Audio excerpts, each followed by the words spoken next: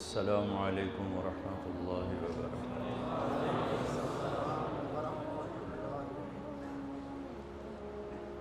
الحمد للہ الذی لہ ملک السماوات والارض یحیی ویمیت وہو علی کل شیء قدیر۔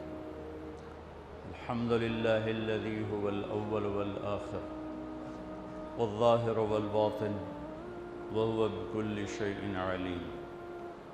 الحمد لله الذي لا نحصي ثناء عليه وهو كما أثنى على نفسه، وأشهد أن لا إله إلا الله وحده لا شريك له، وأشهد أن سيدنا ومولانا محمدا عبده ورسوله أرسله بالحق بشيرا ونذيرا وداعيا إلى الله بإذنه وسراجا منيرا، صلی اللہ تعالی علیہ وعلى آلہ وعلى اصحابہ وبارک وسلم تسلیما کثیرا کثیرا، اما بعد فاعوذ باللہ من الشیطان الرجیم، بسم اللہ الرحمن الرحیم۔ فلا وربک لا یؤمنون حتی یحکموک فیما شجر بینہم ثم لا یجدوا فی انفسہم حرجا مما قضیت ویسلموا تسلیما۔ وقال النبی صلی اللہ تعالی علیہ وسلم، یا ابا سفیان جئتکم بکرامت الدنیا والآخرہ۔ وقال النبی صلی اللہ تعالی علیہ وسلم، ترکتکم علی محجۃ بیضاء لیلها کنہارها لا یزیغ عنها الا ہالک۔ وقال النبی صلی اللہ تعالی علیہ وسلم، ان اللہ بعثنی کافۃ للناس رحمۃ فأدوا عنی، او کما قال صلی اللہ تعالی علیہ وسلم۔ میرے عزیزو، انسان کے علاوہ ہر مخلوق اعلیٰ درجے کی تعلیم یافتہ ہوتی ہے۔ انڈے سے نکلے، پیٹ سے نکلے، درخت سے نکلے، دانے سے نکلے، گٹھلی سے نکلے، ہر مخلوق جاندار ہو، نباتات ہوں، اعلیٰ درجے کے تعلیم یافتہ ہوتے ہیں اور اپنا علم ساتھ ہی لے کر آتے ہیں، انہیں سکھاتا کوئی نہیں ہے۔ آم کی گٹھلی سے کیا نکلنا ہے، گٹھلی کو پتہ ہے مجھے کیا نکالنا ہے، پھل کیسا بنانا ہے، ذائقہ کیسا بنانا ہے، خوشبو کیسی بنانی ہے، آج تک اس کے خلاف کبھی نہیں ہوا، نہ آئندہ ہوگا۔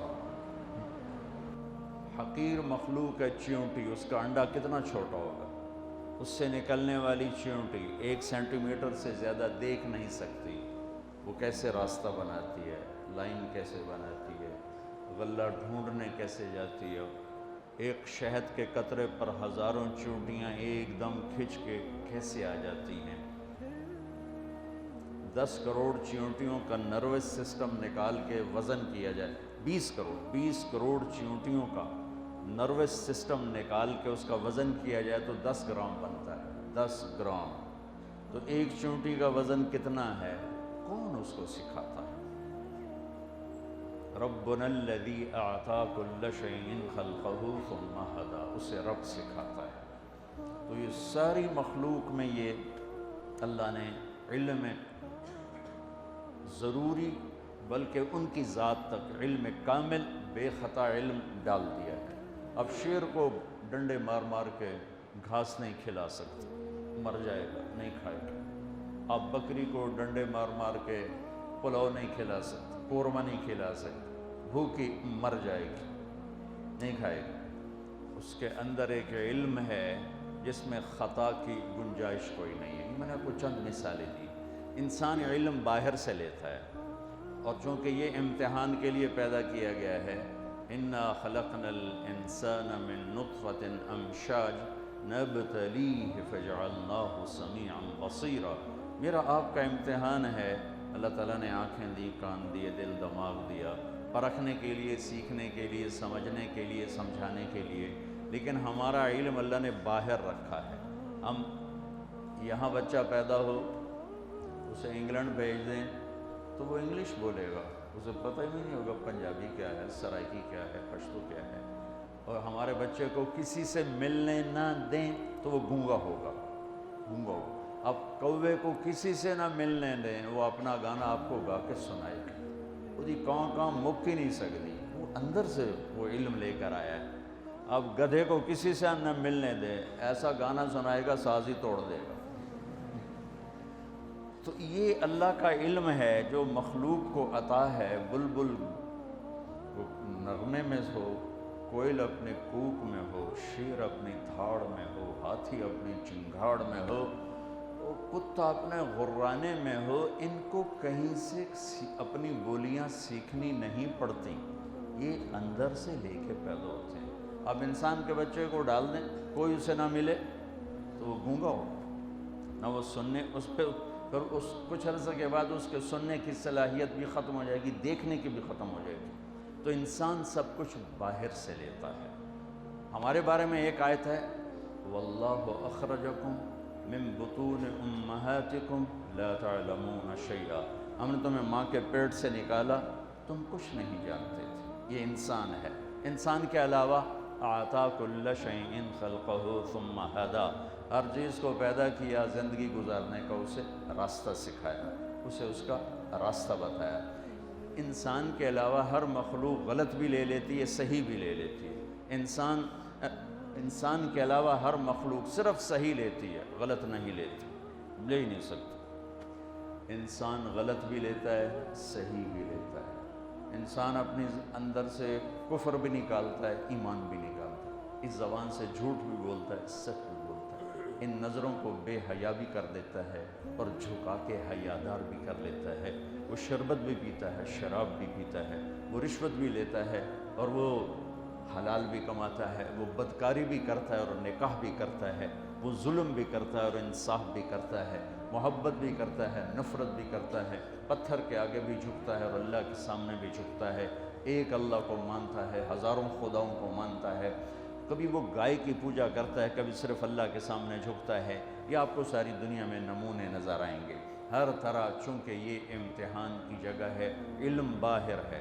فَأَلْهَمَهَا فُجُورَهَا وَتَقْوَاهَا، میرے بندے دو تار تیرے اندر میں نے لگا دیے ہیں، تیرے اندر برائی کا تار بھی ہے اور تیرے اندر اچھائی کا تار بھی ہے۔ فَمَنْ شَاءَ فَلْيُؤْمِنْ، اب تیری مرضی ہے، مجھ پہ ایمان لا۔ وَمَنْ شَاءَ فَلْيَكْفُرْ، اب تیری مرضی ہے، مجھے چھوڑ کر کسی اور راستے پر چلا جا۔ اِنَّا هَدَيْنَاهُ السَّبِيلَ، میں نے تمہیں راستہ دکھا دیا ہے، اما شاکرا و اما کفورا، یہ شکر گزاری کا راستہ ہے، آگے اللہ تیرے استقبال میں ہے، یہ کفر ناشکری کا راستہ ہے، آگے جہنم استقبال میں ہے۔ وَهَدَيْنَاهُ النَّجْدَيْنِ، اور اتنا واضح کر کے کفر اور اسلام کو اللہ نے ہمیں بتایا ہے کہ اس کو دو ٹیلوں سے تشبیہ دی۔ نجد ٹیلے کو کہتے ہیں کہ ہم نے تمہیں دونوں ٹیلے دکھا دیے۔ أَلَمْ نَجْعَلْ لَهُ عَيْنَيْنِ، آنکھیں آ گئی، وَلِسَان، زبان بھی آ گئی، وَشَفَتَيْن، اور ہونٹ بھی آ گئے، وَهَدَيْنَاهُ النَّجْدَيْنِ، اور تمہیں دونوں راستے بھی بتا دیے۔ یہ صحیح راستہ ہے، یہ غلط راستہ ہے، چلے گا تو، تیرے پاؤں میں رکاوٹ نہیں آئے گی۔ حلال کما، رکاوٹ کوئی نہیں، حرام کما، رکاوٹ کوئی نہیں۔ رشوت کی روٹی کڑوی نہیں ہوگی، حلال کی روٹی میں شہد نہیں بھر جائے گا، خون پسینے کی کمائی میں کوئی مٹھاس نہیں آئے گی، اور چوری کے مال میں کوئی کڑواہٹ نہیں آئے گی۔ لیکن پیچھے ایک نظام چل رہا ہے، ایک سسٹم چل رہا ہے، ایک ایسا رب اس سارے نظام کو دیکھ رہا ہے۔ لا تاخذہ سنہ، جو اونگتا نہیں، ولا نوم، جو سوتا نہیں، لا یعزب عن ربک من مثقال ذرہ، ایک ذرہ کے برابر کوئی چیز اس سے چھپی ہوئی نہیں۔ سواء منکم من اسر القول، کوئی آہستہ بولے، ومن جہر بہ، کوئی زور سے بولے، وہ دونوں کی سن لیتا ہے۔ ومستخف باللیل، کوئی رات کے اندھیرے میں کوئی چلے اور کرے، وسارب بالنہار، کوئی دن کے اجالے میں چلے اور کرے۔ تو وہ ایک ایسی ذات ہے جس کی نظر نے ساری کائنات کا احاطہ کیا ہوا ہے۔ احاط بصرہ بجمیع المرئیات، اور اس کی ایک مثال دی ہے۔ ہاں کیا خوبصورت کہ تیرے رب کی وہ آنکھ ہے جس نے کائنات کے ذرے ذرے کا احاطہ کیا ہوا ہے، نظر میں رکھا ہوا ہے، اور اس کی مثال کیا دی ہے؟ فَيَرَى دَبِيبَ النَّمْلَةِ السَّوْدَاء عَلَى الصَّخْرَةِ الصَّمَّاءِ فِي اللَّيْلَةِ الظَّلْمَاءِ، سبحان اللہ۔ کہ تیرا رب جانتے ہو کیسا دیکھتا ہے؟ اندھیری رات ہو ایک اندھیرا، کالا پہاڑ ہو دوسرا اندھیرا، کالا پتھر ہو تیسرا اندھیرا، کالی چونٹی ہو چوتھا اندھیرا.